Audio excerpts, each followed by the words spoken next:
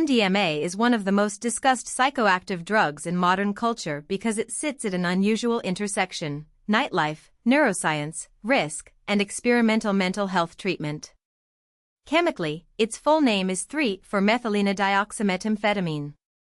On the street, tablets are often called ecstasy, while crystal or powder forms are often called Molly. But those names can be misleading, because illegal products sold under them may contain other substances or different doses than expected. MDMA is usually described as an entactogen, meaning a drug that can produce feelings of emotional openness, closeness, and empathy. It also has stimulant effects and mild psychedelic-like effects. That combination is why it has attracted both recreational interest and scientific attention. To understand MDMA, we need to look beyond the reputation and examine what it does in the brain, why it can feel powerful, and why it can also be dangerous. MDMA was first synthesized in 1912 by Anton Kalisch, a chemist working for the pharmaceutical company Merck. It did not begin as the famous party drug people know today. For decades, it remained obscure. In the 1970s, some therapists began exploring MDMA as a tool that might help patients talk through difficult emotions during psychotherapy. They believed its emotional effects could reduce fear and increase trust in a therapeutic setting. By the 1980s, however, MDMA had moved far outside therapy rooms and became popular as a recreational drug, especially in dance clubs, raves, and electronic music scenes. That shift changed how governments viewed it.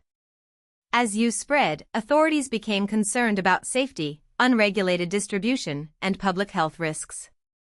In most places today, MDMA is illegal outside very limited medical or research contexts, though debates about medical use continue.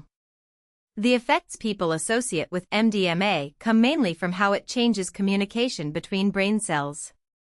The brain uses chemical messengers called neurotransmitters to regulate mood, energy, attention, body functions, and social feelings. MDMA strongly increases the release of serotonin, and also affects dopamine and norepinephrine. Serotonin is involved in mood, emotional processing, sleep, appetite, and temperature regulation. Dopamine is linked to reward and motivation.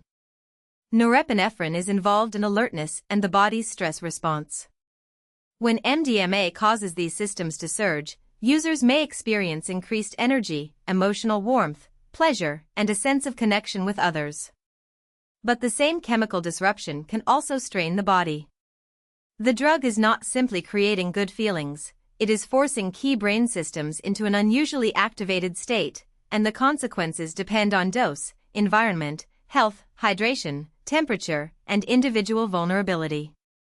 When taken by mouth, MDMA's effects usually begin after about 30 to 45 minutes and can last 3 to 6 hours.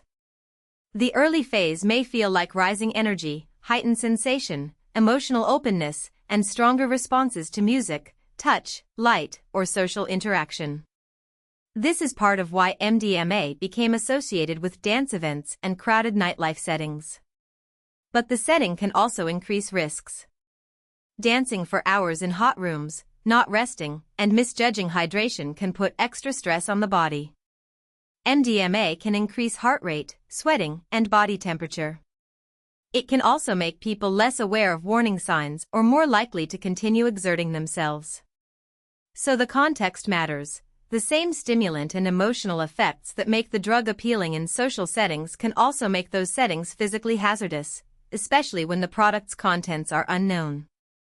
Short-term adverse effects can include jaw clenching or teeth grinding, blurred vision, sweating, nausea, anxiety, restlessness, and a rapid heartbeat. Some people experience confusion or panic rather than euphoria. Because MDMA affects serotonin and other systems, its aftereffects may include low mood, irritability, tiredness, and sleep problems in the days afterward.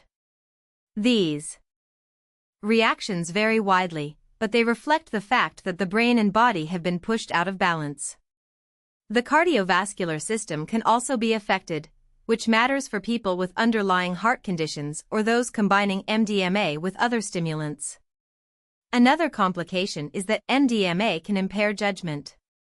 People may underestimate how impaired they are, overexert themselves, or make risky decisions. Even if someone expects a predictable emotional experience, the actual short-term effects can be unstable and strongly shaped by the dose, setting, and substance purity. One of the most serious dangers linked to MDMA is overheating, also called hyperthermia.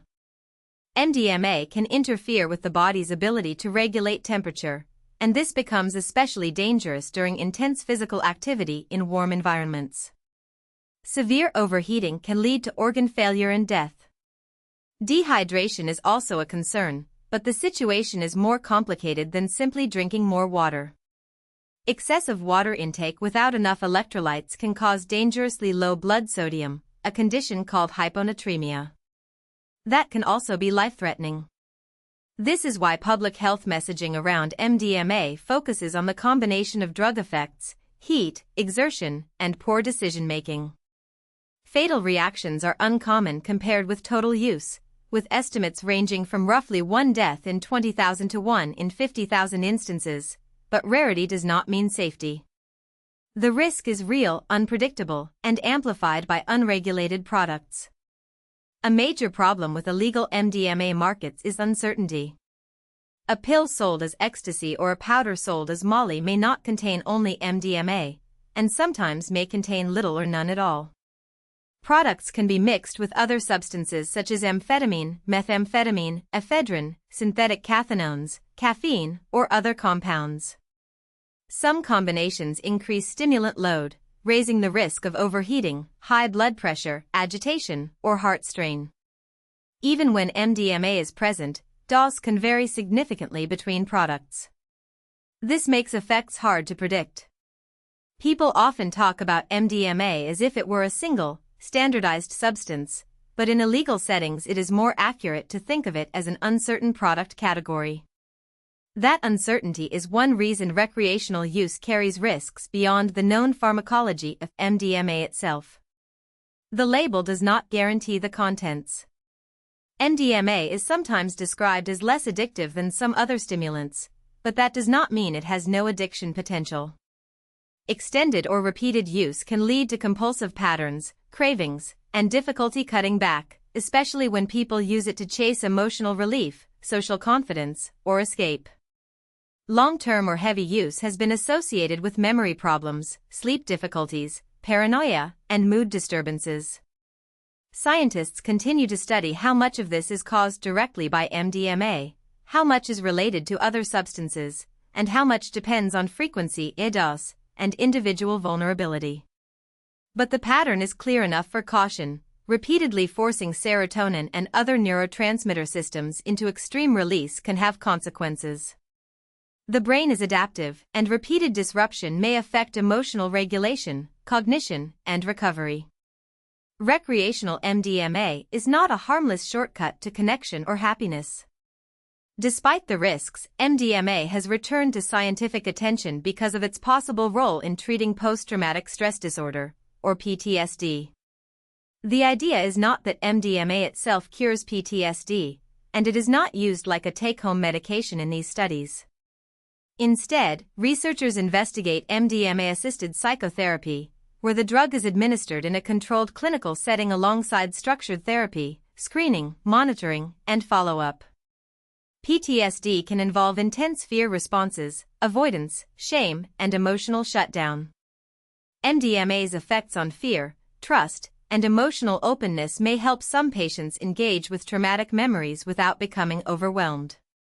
Early research has suggested meaningful improvements for some participants, including higher response and remission rates compared with psychotherapy alone. But the evidence has also been judged low to very low certainty in some reviews, and safety data remain limited. Promise is not the same as proof. Medical MDMA research differs sharply from recreational use.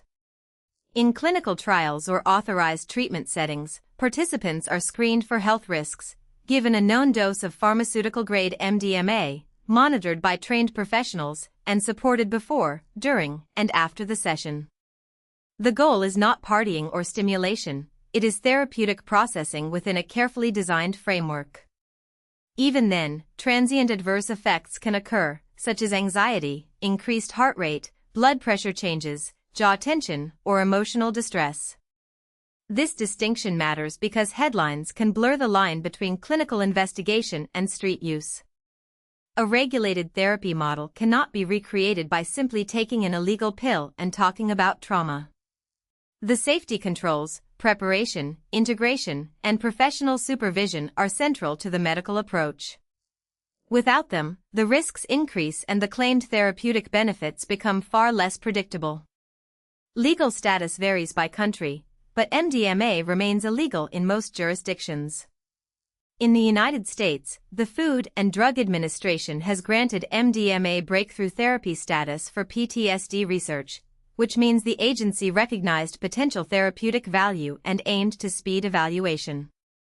However, that does not mean MDMA has broad approved clinical indications in the US. Canada has allowed limited distribution in certain cases through application and approval by Health Canada.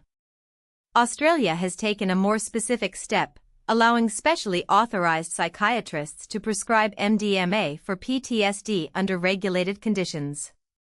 These policy differences show how governments are trying to balance potential medical value against public health risks, uncertain evidence, and the realities of misuse. The legal conversation is evolving, but it remains focused on controlled medical access, not general legalization or casual availability. The most accurate way to understand MDMA is to hold two truths at once. First, MDMA can produce unusually powerful emotional and social effects because it alters major neurotransmitter systems in the brain. That is why it became culturally linked to music, dancing, intimacy, and empathy, and why scientists are studying it as a possible aid to trauma therapy. Second, those same effects come with real risks: overheating, dehydration, or dangerous water imbalance, heart strain, anxiety, sleep problems, memory concerns, addiction potential, and the added danger of unknown substances in illegal products. MDMA is not simply a party drug, and it is not simply a miracle therapy. It is a potent psychoactive compound whose impact depends on chemistry, context, dose, health, and regulation. Understanding that complexity is the difference between myth and informed judgment. If you found this helpful, please like this video and subscribe for more explainers.